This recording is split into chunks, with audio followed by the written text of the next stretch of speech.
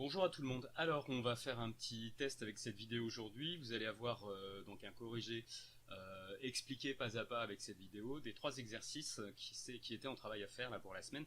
Donc page 143 pour la semaine dernière. Donc on va commencer tout de suite avec le 26. Donc vous voyez l'énoncé qui est juste au-dessus.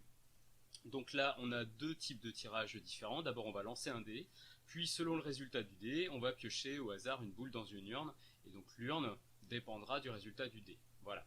Donc, on va d'abord commencer par faire l'arbre pondéré. Donc, moi j'utilise un petit logiciel. Donc, dans un premier temps, la première chose qu'on fait dans ce tirage, c'est lancer le dé et regarder le résultat. Donc, on peut avoir un premier résultat qui va être le nombre impair. On peut avoir un deuxième résultat qui va être obtenir 6, donc la lettre S. Et puis le troisième type de résultat, ici je vais lui demander la branche numéro 3, donc vous voyez ça crée une troisième branche. Et le troisième type de résultat, c'est ce qui nous reste, donc ni un nombre impair, ni le 6, c'est-à-dire qu'il nous reste que 2 ou 4, donc la dernière lettre, le A. Voilà. Et donc là, on a nos 3 branches. Vous voyez, le premier étage, il est là. Et donc nous, bien sûr, on va changer les probabilités. C'est les probabilités de base. Donc pour obtenir un nombre impair, il y a 3 faces sur les 6. C'est donc 1 demi. On peut garder les fractions. Obtenir 6, 6, il n'y a qu'une seule face qui nous intéresse, donc une chance sur 6. Sachant que le dé est équilibré, donc on a bien une chance sur 6 pour chaque face. Et puis là, pour le 2 ou le 4, il nous reste donc 2 faces sur les 6 qui nous intéressent, donc 2 sixièmes, ou bien sûr simplifié en 1 tiers, ce sera un petit peu plus pratique. Voilà, donc premier étage terminé, c'est le lancer du dé. Alors maintenant, selon le résultat du dé, on va piocher nos boules. Donc là, c'est expliqué dans l'énoncé, je remonte à l'écran. Si on obtient le 6, à ce moment-là, on tirera une boule dans l'urne A. Donc on va voir ce qu'il y a dans l'urne A. Il y a une rouge pour 5 vertes. D'accord ? Une rouge pour 5 vertes. Donc on retourne à notre arbre. Si j'ai obtenu le 6, je suis là. Et à ce moment-là, pour une rouge et 5 vertes, ça nous fait 6 boules en tout. D'accord ? Et c'est-à-dire une chance sur 6 d'obtenir la rouge. Par contre, 5 chances sur 6 d'obtenir la verte. Et vous voyez que automatiquement, là voilà, ça m'a changé mes probabilités. Alors là, je vais préparer quand même les lettres pour les tirages suivants. Voilà, donc vous voyez, ça crée des branches supplémentaires avec R et V pour rouge et verte, selon la couleur de la boule. Donc pour le 6, c'est fait. Moi je l'ai mis au milieu, eux ils l'avaient mis en premier dans l'énoncé, c'est pas bien grave. Alors maintenant, on regarde si on obtient un nombre impair. Donc pour nous, c'est le I. À ce moment-là, on va aller dans l'urne B. Donc on regarde l'urne B. Dans cette urne, il y a 2 rouges pour 8 vertes. Donc 2 rouges pour 8 vertes, ça nous fait 10 boules au total. Donc on est ici. Et sur 10 boules, il y a 2 rouges, donc 2 sur 10 et 8 sur 10 pour les vertes. Alors sachant que, effectivement, on peut le simplifier, 2 sur 10, ça va nous faire 1 sur 5, et 8 sur 10, ça va nous faire 4 sur 5. Voilà. Donc maintenant, il nous reste la dernière possibilité. Si j'obtiens le 2 ou le 4 avec le dé, donc on regarde ce qui est écrit, les autres cas, on tire dans l'urne C. Donc l'urne C, elle contient 3 rouges pour 11 vertes, ce qui nous fait 14 boules en tout. Et donc dans ces 14 boules, on en a 3 sur 14 qui sont rouges, et 11 sur 14 qui sont vertes. Et par contre là, il n'y aura pas de simplification possible. Donc je lui demande de me créer mon arbre. Donc vous voyez, mon arbre il est là, il est pas mal. Et je vais juste faire une petite capture d'écran pour qu'on puisse le faire intégrer à la réponse. Donc, hop, voilà. On va aller copier ça dans notre exercice. Voilà. Alors, histoire que ça prenne pas trop de place, je vais lui demander de le faire derrière le texte. Hop, voilà. Et on va remonter ça, voilà. Et donc on a notre arbre qui est là. Alors réponse 1 terminée, c'était ça. Maintenant, déterminer la probabilité de tirer une boule rouge. Donc comme je vous avais dit, pour cette question 2, la boule rouge, on ne vous dit pas dans quelle urne. Donc c'est vraiment rouge à la fin, mais sans forcément savoir ce qu'il y a eu en premier. Donc ça veut dire que là, il faut qu'on prenne tous les chemins qui terminent par rouge. Donc dans tous les chemins qui terminent par rouge, on va avoir le numéro 1, c'est-à-dire I puis R. Donc nous, comment on va noter ça? Je rappelle qu'on va écrire P de R pour la probabilité d'avoir une rouge. Et puis nous maintenant, on va écrire les multiplications qui correspondent à nos chemins. Donc premier chemin, ça sera 1 demi fois 1 cinquième, plus, donc ça c'était le chemin du haut, 1 demi fois 1 cinquième, plus deuxième chemin, 1 sixième fois 1 sixième, donc hop, 1 sixième fois 1 sixième, et dernier chemin, donc en bas puis en haut, ça nous fait 1 tiers fois 3 quatorzièmes. Donc hop, 1 tiers fois 3 quatorzièmes. Alors vous inquiétez pas pour ce codage, c'est ce qui me permet à l'ordinateur de lui faire des fractions. Voilà, vous voyez, c'est beaucoup plus pratique. Et donc il faut taper tout ça à la calculatrice. Donc là, on a notre calculatrice à côté, on y va, hein. 1 demi fois 1 cinquième, hop. Ah, j'ai pas la touche de fraction, c'est pas grave, voilà. Plus 1 sixième fois 1 sixième, alors là on peut peut-être le faire directement, 1 sur 6 fois 6, c'est-à-dire 1 36e, voilà. Et puis le 1 tiers fois 3 quatorzièmes, c'est pareil, je peux aller un petit peu plus vite parce que je remarque que les 3 se simplifient. Et donc ça me fait juste 1 quatorzième pour la dernière fraction. Et tout ça, ça nous fait 251 sur 1260. Alors bon, ok, c'est pas très parlant, on va demander la valeur approchée quand même. Donc 251 sur 1260, voilà. Et ça nous fait environ, on va demander à la calculatrice, hop là, ça nous fait environ, allez on va dire 0,199, donc 0,199, là, avec une virgule, et comme c'est égal environ, on va lui demander de faire un joli égal environ, voilà. Et on a la probabilité de tomber sur une boule rouge. Alors, on continue maintenant avec la question numéro 3. Question numéro 3, donc déterminer la probabilité que la boule provienne de l'urne A, sachant qu'elle est rouge. Ah, alors, la probabilité qu'elle vienne de l'urne A. L'urne A, je regarde, je vais la choisir si on obtient un 6. Donc en fait là, il y a une espèce de petit piège dans le texte, c'est-à-dire que la probabilité que ça vienne de l'urne A, c'est la même chose que la probabilité d'obtenir un 6. Puisque finalement l'urne A, on n'y va que quand on a tiré un 6. Donc là, ce qu'il faut comprendre dans cette question, c'est que déterminer la probabilité que la boule provienne de l'urne A, c'est la même chose que de dire déterminer la probabilité d'avoir eu un 6. Sachant que la boule était rouge. Donc là, on a une probabilité sachant que.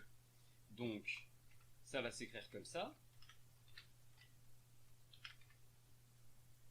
Donc, la probabilité de S, c'est-à-dire d'avoir un 6, c'est-à-dire d'avoir l'urne A, sachant que la boule était rouge, elle est là. Alors nous, on a notre formule de cours qui nous dit que ça, c'est égal à. Donc je vais utiliser encore une fois mon ordinateur avec les petites notations, donc vous inquiétez pas, c'est normal. C'est P de R inter S, donc P de R inter S, et puis moi je rajouterai le petit inter après entre les deux, voilà. Il est là-haut. P de R inter S sur P de S, c'est la formule du cours. Donc maintenant, j'ai plus qu'à remplacer. Donc, égal, et puis on y va. P de R inter S. Alors R inter S, si on regarde bien, ça veut dire rouge et S. Ça veut dire S, R, le chemin du milieu, puis en haut. C'est 1 sixième fois 1 sixième. Donc ça, à la rigueur, je pourrais même copier mon 1 sixième fois 1 sixième qui est là, et le remettre là-haut. Même ceux qui veulent, vous pouvez mettre le 1 36e directement. Et en dessous, sur P de R, P de R, c'est ma formule qu'on vient de calculer juste au-dessus. Alors moi, je vais récupérer la fraction pour avoir quand même une valeur exacte, pour mettre quelque chose de précis. Voilà. Et donc, je vais demander à la calculatrice de me calculer tout ça. Donc, je vais faire une première fraction avec là-haut 1 sur 36. C'est mon 1 sixième fois 1 sixième. Et en dessous, mon autre grosse fraction, qui est mon 251 sur 1260. Et je demande à la calculatrice de faire le travail, et je me retrouve avec un 35 sur 251. Donc, hop, tout ça est égal à 35 sur 251. Attendez, je vais copier la fraction, voilà. Et là-haut, on a un 35. ici on a un 251. Voilà. Et puis si on veut une valeur approchée, on peut demander à la calculatrice. Ça nous fait à peu près 0,139.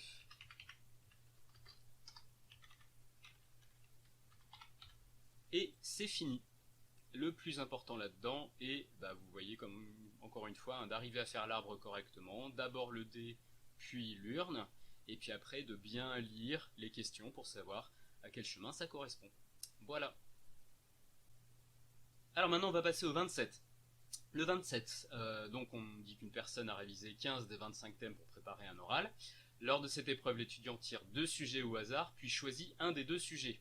Quelle est la probabilité qu'Andrew soit interrogé sur un thème qu'il ne maîtrise pas? Alors, traduction, ça veut dire que sur les 2 sujets qu'il a tirés au sort, il n'a pas eu de bol, et en fait les 2 sujets tombent sur des choses qu'il n'a pas révisées.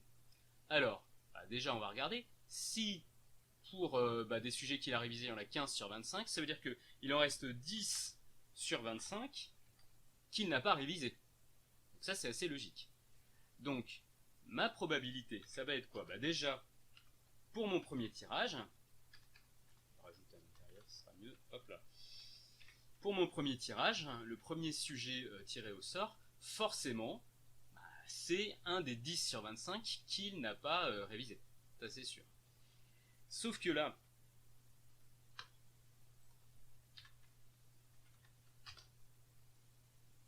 alors là maintenant on passe au 27, donc on a une personne qui a révisé 15 sujets sur 25 pour préparer un oral, et donc il va tirer 2 sujets au hasard et choisit un des 2. Donc quelle est la probabilité qu'il soit interrogé sur un thème qu'il ne maîtrise pas? Ça veut dire qu'il n'a pas eu de bol, et que sur les 2 sujets qu'il a tirés au hasard, les 2 fois il est tombé sur quelque chose qu'il n'a pas révisé. Bon, alors maintenant ça veut dire que s'il en a révisé 15 sur 25, il y en a donc 10 sur 25 qu'il n'avait pas révisé. Donc la probabilité ça va être quoi? Déjà dans un premier temps, pour le premier sujet tiré au hasard, il est forcément tombé sur un des 10 qu'il n'avait pas révisé. Logique. Et du coup, ce premier sujet, il est sorti de la pile des 25. Ça veut dire que pour le deuxième sujet tiré au sort, il ne reste plus que 24 sujets. Et comme le premier sujet qu'il a tiré au sort, c'était un qu'il ne connaissait pas, ça veut dire qu'il en reste 9 maintenant qu'il ne connaisse pas sur les 24 restants. Et donc du coup, on va avoir cette fraction qui va être 10 sur 25 fois 9 sur 24. Et donc c'est ce que je vais demander à la calculatrice. 10 sur 25 fois, et le 9 sur 24, et 3 sur 20. Donc ça fait une chance, une probabilité de 3 vingtièmes de tomber sur un sujet qu'il ne maîtrise pas. Voilà. On passe à la question d'après. 75% des étudiants ont préparé l'épreuve écrite. Si un étudiant a préparé l'examen, il a 85% de chance de réussite à l'examen, et 15% s'il ne l'a pas du tout préparé. On interroge au hasard un étudiant. Donc, quelle est la probabilité qu'il réussisse son examen? Donc là, l'idée, ça va être de dire, il va falloir dans un premier temps qu'on fasse un petit arbre, parce que l'étudiant, si on l'interroge au hasard, la première chose qu'il faut qu'on sache, c'est est-ce qu'il a révisé, est-ce qu'il a préparé ou pas. Donc là, il y en a 75% qui ont préparé, ça veut dire qu'il y en a 25% qui ne l'ont pas préparé. Ça veut dire que je vais revenir avec un arbre. Hop. Par contre, cet arbre-là, je vais supprimer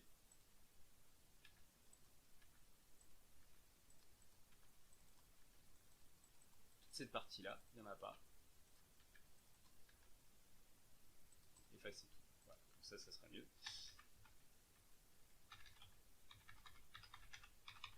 Voilà, j'ai préparé mes 4 branches. Et donc, est-ce qu'il a préparé son examen, ou bien est-ce qu'il ne l'a pas préparé? Voilà mon premier niveau. Et après, on va parler des pourcentages de chances de réussite. Donc, s'il l'a préparé, il pourrait le réussir, ou alors il pourrait ne pas le réussir. Et puis, même chose, s'il ne l'a pas préparé, il peut quand même le réussir, et il peut aussi ne pas le réussir. Donc maintenant, là, on va mettre les probabilités correspondantes. Alors, on a dit qu'il y avait 75% des étudiants qui avaient préparé, donc ici, on a notre 75%, mais en décimale, c'est plus pratique, donc 75% c'est 0,75. C'est-à-dire qu'il y en a 0,25 qui ne l'ont pas préparé, le 1 moins 0,75. Bien. Alors maintenant, ici, on n'est qu'avec les gens qui ont préparé l'examen. On regarde ce qui est dit dans l'énoncé. les gens qui ont préparé l'examen, ils ont 85% pardon, de chances de réussite. Donc, on revient sur notre arbre, 85% de chances de réussite. Par contre, s'il n'a pas préparé, il n'a que 15% de chances de le réussir. Et maintenant, on fait 1 moins la branche qu'on connaît. Donc ici, on va avoir un 0,15 et ici, on va avoir un 0,85. Ce n'est pas toujours inversé, hein, ça dépend de l'énoncé. Il se trouve que dans cet énoncé-là, les probas sont inversés pour le deuxième étage. Donc voilà mon arbre. Je vais donc le copier et puis l'insérer dans mon exercice. Hop, voilà. Et on peut revenir à notre exercice qui est là.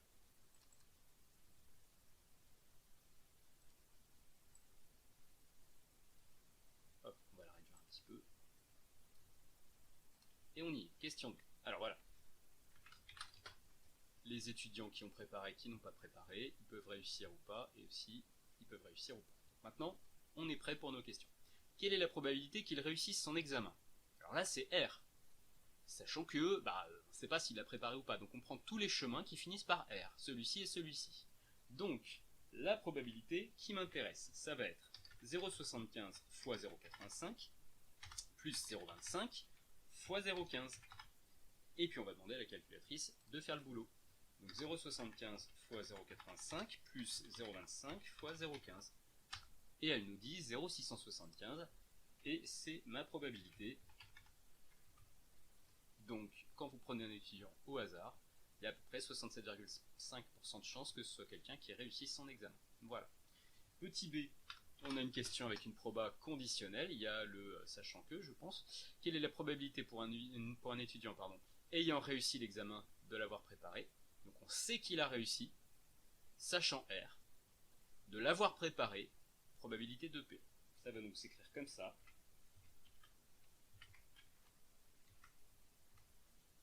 Et voilà la probabilité que je dois calculer. Je redis, pourquoi P de P sachant R? C'est la probabilité de l'avoir préparé, donc c'est P de P. Il a réussi, on sait qu'il a réussi, c'est sûr, donc sachant R. Maintenant, voilà, on va copier la formule, hein. Il suffit de remettre quasiment la même formule, c'est la formule du cours. Alors, je vais juste adapter moi aux notations. Donc, hop. Donc, ici c'est R et P sur P de R. Alors on regarde, R et P c'est le chemin du haut, c'est 0,75 fois 0,85.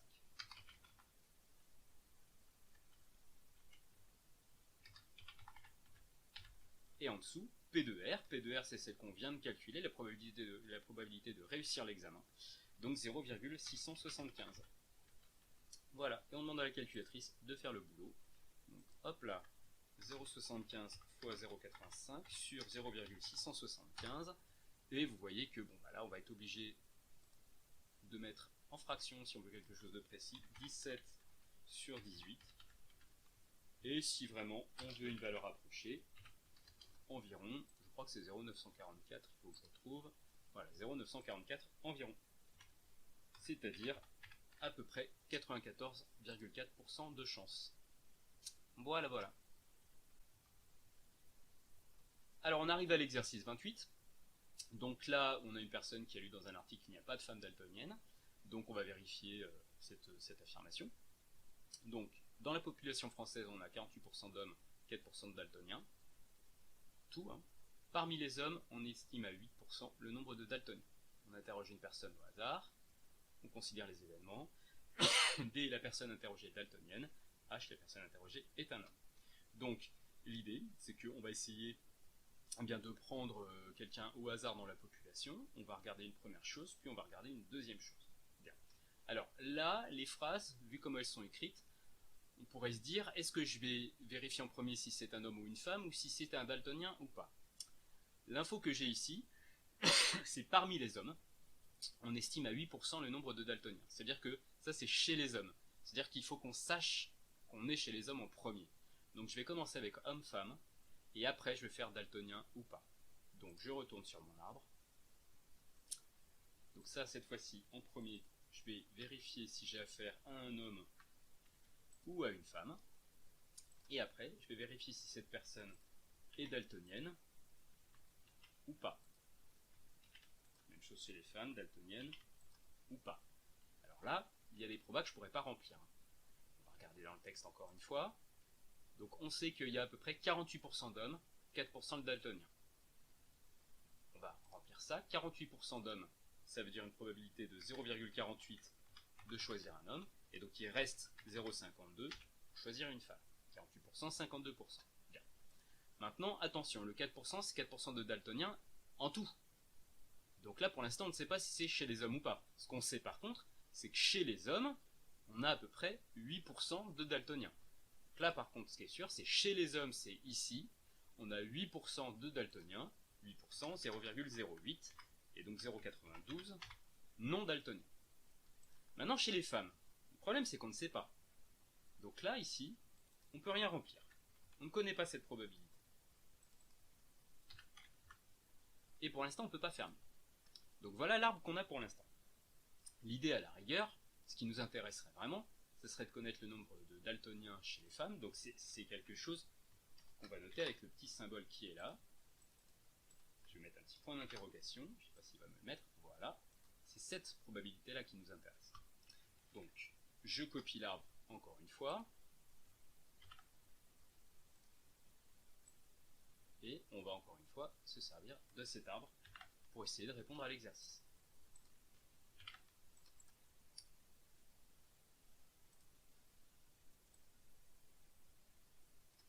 Voilà. Alors on y va. On va essayer de déterminer la probabilité de P de H bar, de P de D sachant H bar. Bien. Alors, nous, ce qu'on sait, il y a une probabilité qu'on n'a pas utilisée encore, qui était le 4% de daltoniens au total. D'accord? On regarde. P de D sachant H bar. Dans l'arbre, c'est la proba qui va vers D et qui part de H bar. C'est mon point d'interrogation. D'accord? Et c'est la probabilité qui m'intéresse. Alors, comment je vais écrire mon calcul? Je sais que la probabilité totale de tous les daltoniens, c'est les deux chemins qui finissent par D. Donc mon premier chemin, je connais tout à fait les probas, c'est 0,48 fois 0,08. C'est pas de problème, j'ai tout ce qu'il faut. Plus, deuxième chemin, 0,52 fois le point d'interrogation. Alors, juste le point d'interrogation, eh ben, on va utiliser la notation qui est là. En fait, ce point d'interrogation, on le redit, c'est P de H bar. Alors, je vais essayer de le faire bien avec mes commandes. Je crois que ça se fait comme ça. Voilà. On va tenter le coup. Et voilà, c'est ça, ça marche. Et on sait aussi que P de D, on l'a calculé, c'est la probabilité de tomber sur un daltonien dans toute la population, c'est 4%. Donc c'est 0,04 ce total-là. Et là, en fait, vous voyez ce qui se passe, eh bien, on a à faire une petite équation, parce que finalement, j'ai que des nombres partout, sauf celui-ci que je ne connais pas, mais je vais pouvoir le trouver. Alors, on n'a qu'à faire déjà 0,48 fois 0,08, on va voir ce que ça donne. Voilà, ça fait 0,0384, très bien. Plus 0,52 fois, bon, ma proba qui est là, je vais la noter X pour l'instant, c'est celle que je cherche, et tout ça c'est égal à 0,04. Voilà mon équation. Vous voyez, ce X là, en fait, c'est mon P de D sachant H bar, c'est ça. Et puis là, on voit bien ce qui se passe. Il suffit de passer ça de l'autre côté, on divise par 0,52 et c'est fini. Donc là, on va avoir 0,52 fois le X, je le changerai après, c'est égal à 0,04 divisé par 0,0384. Je vais les mettre entre accolades pour mon ordinateur. Voilà. Je vais demander tout de suite à la calculatrice de me faire le calcul. D'ailleurs, c'est pas un sur, c'est un moins. N'importe quoi. Voilà. Donc, 0,04 moins 0,384, pardon. Ça me fait, alors 1,6 E moins 0,3. En fait, le 1, c'est le troisième chiffre après la virgule.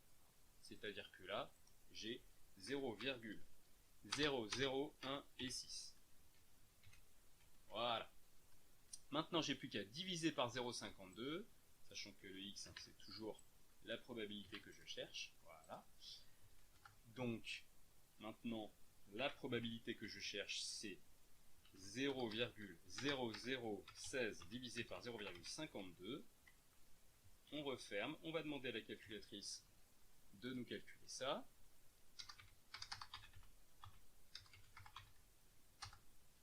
Et vous voyez que c'est tout petit, hein. C'est alors 3,07 fois 10 puissance moins 3. Ça en gros, ça veut dire, même 3,08, 0,123, c'est le troisième chiffre après la virgule, et on met notre 0,8 maintenant. Voilà. Alors sachant que c'est du égal environ, donc on va faire tout de suite égal environ. Voilà. Et ce P là, c'est mon X, c'est ce que je cherchais. Voilà. Alors ça veut dire quoi? Ça veut dire à peu près un 0,308%, un 0,31%. Soit environ 0,31% de chance de tomber sur une femme daltonienne. Donc ce n'est pas zéro. Il y a bien des femmes daltoniennes, il y en a beaucoup, beaucoup moins que des hommes. Il y a 0,31% de femmes daltoniennes en France. Voilà. Et sur ce, à la prochaine. Je vous dis à jeudi. Jeudi, on reprendra rapidement ces explications-là, si besoin. Au revoir.